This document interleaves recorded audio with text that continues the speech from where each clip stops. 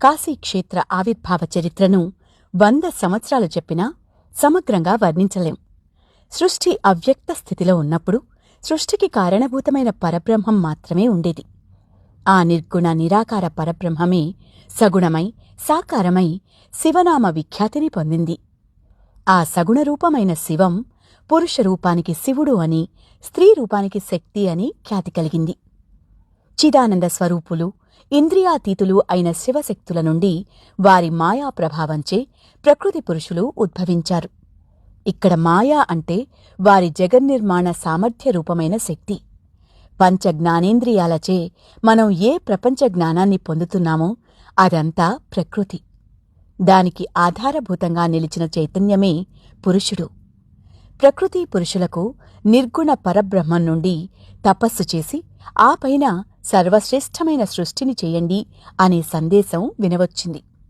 ప్రకృతి పురుషులు తపస్సు చేయడానికి తగిన స్థలం లేదు, తపస్సు అంటే ఏమిటి, దానిని ఎలా చెయ్యాలి, ఎక్కడ చెయ్యాలి అని ప్రశ్నించగా నిర్గుణుడైన శివుడు తేజోఘనము, శుభకరము, పంచక్రోశాత్మకము, సమస్తమైన పరికరాలతో కూడిన సుందరమైన నగరాన్ని నిర్మించాడు. అంతరిక్షంలో దానిని చూసిన పురుషుడైన శ్రీమన్నారాయణుడు దాన్ని అధిష్ఠించి శివుని ధ్యానిస్తూ తపస్సు చేశాడు. ఆయన తపన నుండి అంతులేని దివ్యజలం ఆవిర్భవించి ఆ శూన్యమంతా జలంతో నిండిపోయింది. దివ్య జలాలలో పంచక్రోశ విస్తీర్ణమైన భూభాగం కొట్టుకునిపోకుండా శివుడు తన త్రిశూలం మీద ఎత్తి నిలబెట్టాడు. ఇంతలో శివుడి చెవి నుండి జారిన ఒక మణి నారాయణుని ఎదురుగా ఆ భూభాగం మీద పడింది. ఆ మణి పడిన స్థలమే మణికర్ణిక. మణి అంటే దివ్యమైన రత్నం లేదా ఔషధి.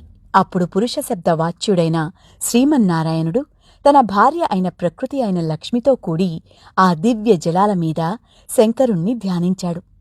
ఆ ధ్యానంలో ఆయన నాభికమలం నుండి బ్రహ్మ పుట్టాడు. ఆయన శివుని ఆజ్ఞను పొంది చతుర్దశ భువనాత్మకమైన ఈ సృష్టిని నిర్మించాడు.